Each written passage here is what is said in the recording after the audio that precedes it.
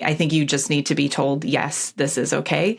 No, it is not financially irresponsible. So go ahead. We're behind you in doing it. But also, I think that the stress and the kind of shame that she's feeling about it is really what I'm talking about when I talk about budget culture. A lot of things that we consider to be really necessary self-care end up being coded as female and downgraded as luxuries and not priorities. And this sounds like something that for Cherie is a huge priority, that it's very important. So if it's something that feels accessible for you, you can commit that $200 a month. Yeah, I'm guilty of it too, right? I feel like when I go get my hair blown out, even though I'm going nowhere, I have to explain that. I don't have to explain it, no, right? It just feels good. Yeah. It's just such a great experience. And life is hard, so take care of yourself.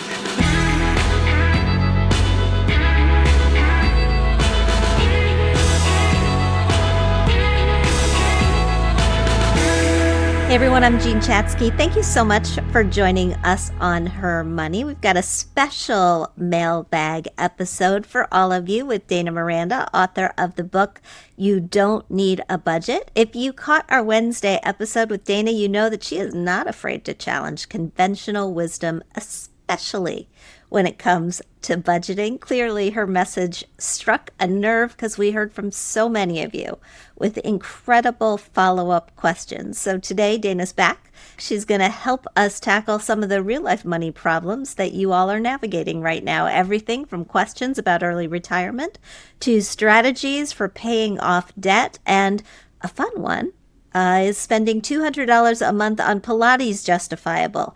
Personally, I would say yes, but I'm going to wait to see what Dana has to say. Dana, you ready? Absolutely. Yep. Thanks for having me again, Jean. Thank you so much for being here. Our first question comes from Angelique, and she says, I'm 54, divorced, and starting to seriously think about retirement. Ideally, I'd love to retire early in 4 years when I'm 58. But I'm worried that might not be realistic. I make $110,000 a year at my job. I have no debt. I'm renting in California for $2,000 a month. Each month, I contribute $2,700 to my Roth IRA and $1,400 to my 401k, where I currently have $130,000 saved. I've also got $200,000 in cash. I work for the state, so I'll receive free full medical coverage for life, lucky you, and I expect to receive about $700 a month from Social Security at age 62. Despite all this, I still worry, am I going to be okay? I can keep working a bit longer if I need to, but honestly, I've been working since I'm 16. I'm tired and burnt out. What do I need to consider here? First of all, I think she's doing an incredible job saving. What's your read on Angelique's situation? My first reaction is that this is so common. This is a really common situation for people to be in. We have a lot of people who are just kind of scraping by paycheck to paycheck and not able to save for retirement at all.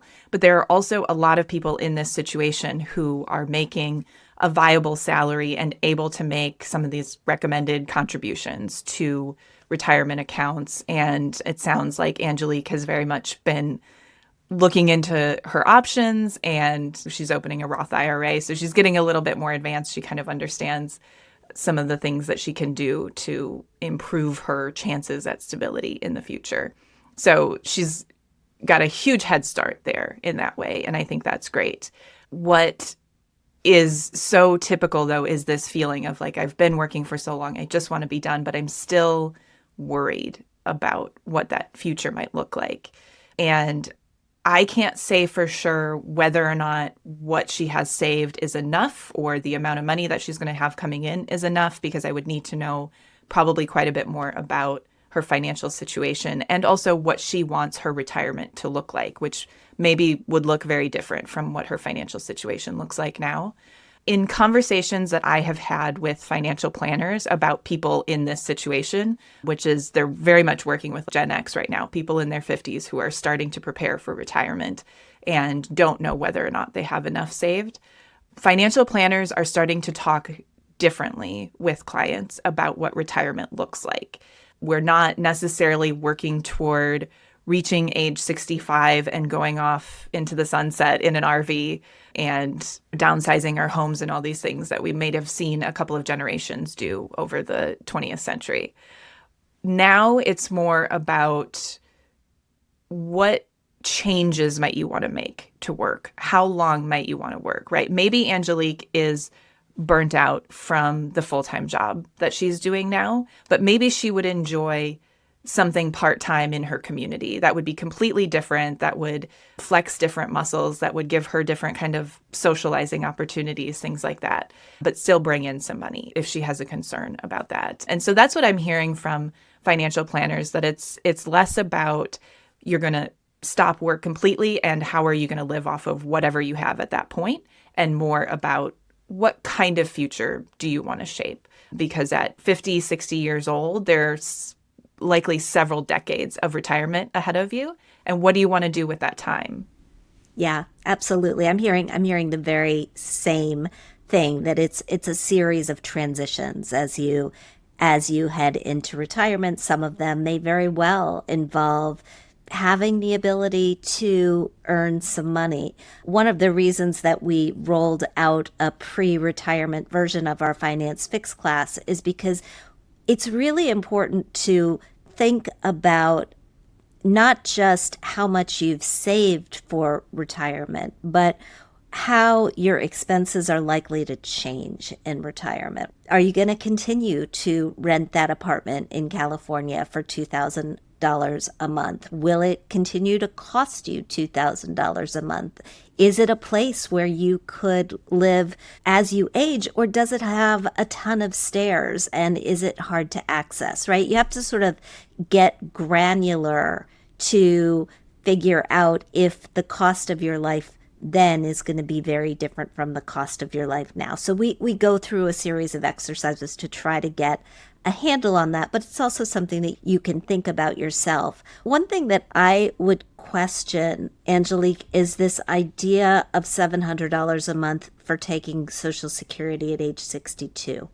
You very, very likely could double-ish your Social Security payment by waiting until age 70 to draw on it. And the benefit of doing that is not just that you get this 8% bump in benefits every single year. It's that by the time you take it at 70, that's sort of when maybe some of those additional expenses that are not covered by your generous state health plan start to kick in. So I would encourage you to think about whether there's a way to add that into your plan and whether you have to take it at age 62. But I think everything that Dana recommended is a really good way to start. Our next question is from Molly. She's having some trouble getting out of debt. She says, I'm 44 and currently carrying $70,000 in debt. It's a combo of credit card debt, personal loans, and a HELOC, which is a home equity line of credit.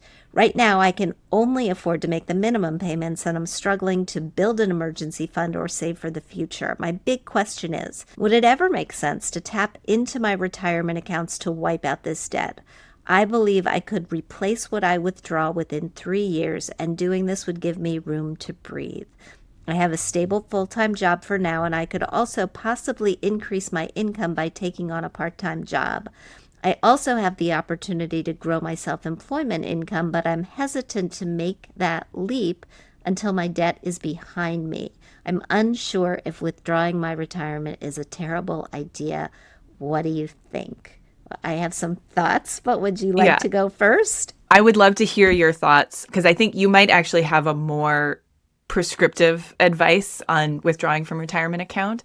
But I think this question is so meaty because there's so much in here that really shows us how complex money is and how it intersects with these other things in your life.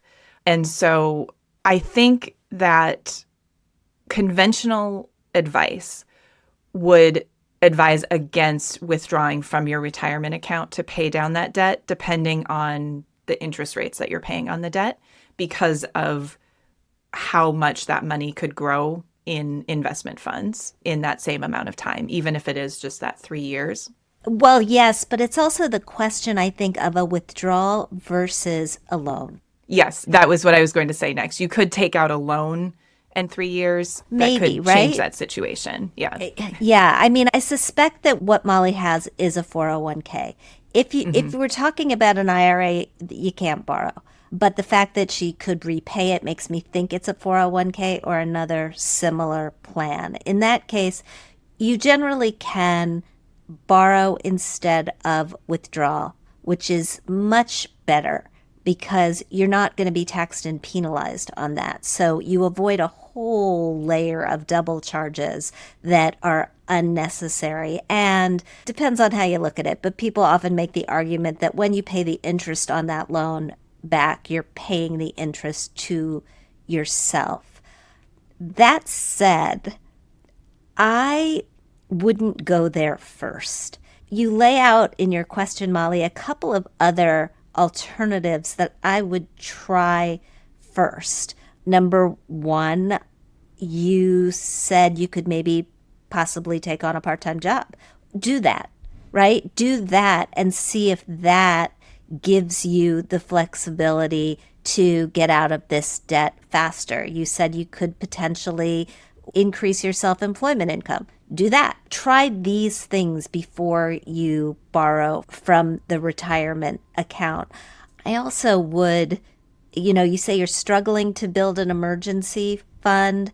When we look at the cost of these credit card debts in particular, I'd take the pressure off myself regarding the emergency fund and just really focus on the credit card debt. Because if the high interest rates on that credit card debt are as high as I suspect they are, those are the things that are really strangling you. And that once you just get down to the personal loan and the HELOC, maybe it doesn't feel quite as daunting. Yeah. Something that really jumped out at me as interesting was that she's feeling hesitant to start growing self-employment income until her debt is behind her. And if I were her financial advisor, right, being able to have this conversation directly, I would want to get into that a little bit more on why she feels that way. Because that was my first thought too, is that if she's interested in a part-time job or self-employment income, something like that, that additional income could be used to pay off the debt faster. I would also definitely, before turning to the retirement account, look into other options to make that debt easier to pay off. If there's a possibility of consolidating the credit card debt into another personal loan, that could give you a lot of room to breathe as well. It could give you a little more time to pay it off and reduce that interest and hopefully reduce the monthly payment a little bit too. So if you can consolidate any of that, if you have access to that, it's possible right now that you're dealing with a debt situation and that has hurt your credit score, and maybe that's not possible, but that would be something to look into also. Yeah, really good suggestion. Yeah. You're talking about like having more room to breathe. And so that feeling like that debt is, like you said, Jean, strangling you is really tough. And so when you're asking like, is withdrawing from my retirement a terrible idea? I think it shouldn't be the first thing that you go to, because there are actually just other options that are better. But that if you're feeling like strangled by your debt, that whatever steps you need to take to find some relief are not going to be a terrible idea. That even if it doesn't feel like the most optimal thing, it sounds like you're being really thoughtful about your options here, and that you should take the steps that you need to take to find the relief that you need. Great advice. Before we take our last two questions, a quick word from our sponsors. I'm back with Dana Miranda. She's the author of You Don't Need a Budget. Our next question comes from Jenna. I'm newly divorced and trying to figure out how to support myself and my kids after being a stay-at-home mom for 15 years. Right now, I'm working part-time, but it's not enough to make ends meet. I've been debating whether I should look for a full-time job, even though that would mean hefty childcare costs, or stick with part-time work so I can still be there for my kids. What's the smartest financial move? And do you have any tips for rebuilding my credit while living on a very tight budget? Some days it feels like I'm drowning. Well, first of all, Jenna, I'm sorry that you're feeling that way. I've been through divorce. It's not fun, and it can just bring on a sense of overwhelm. That's tough to slog through, especially when you're raising your kids. I don't know that there is, in this economy, a total need to not work full time when you've got kids that are in school most of the day because of the ability to work remotely. And so I would just say, if you haven't sort of cast a net to see what is available to you that fits your skill set in terms of working more, earning more, but still being able to be there most of the time, or at least enough that you don't have to pay for full-time childcare. That sounds, especially if you've been a stay-at-home mom for 15 years, like something that might be in the realm of possibility. Dana, what do you think? I think that's a great start, that it doesn't necessarily have to be an either or. I will add, like we were talking about earlier in the week, Jenna, you're asking what's the smartest financial move? And I think you should start with what you want your anchor to be. Are you trying to optimize for your finances? Or are you trying to optimize for time with your children? Are you trying to optimize for a certain kind of work that you want to do? And then make those decisions from there. So, like Jean was saying, if you're just trying to optimize for being there for your kids, like after school or something like that, or being available to get them out the door in the morning, things like that, you could achieve that with a lot of self-employment, a lot of even remote work, full-time employment could let you do that. That could be something that could help you kind of find a balance, and you're working from the thing that is actually the priority for you.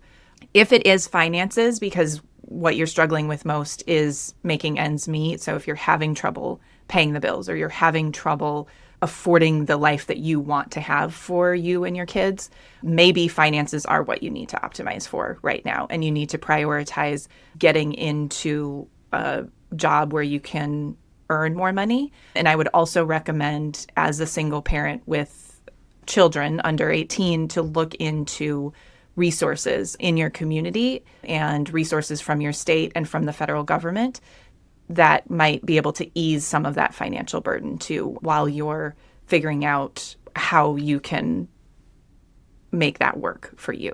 That there might be resources that you didn't need while you were married that you might be unaware of that could be available to you now, that could help with healthcare costs, that maybe, depending on where you live, that could help with childcare costs, and things like even the child tax credit, things like that, that can put a little bit more money in your pocket, that can ease your need to earn that extra income.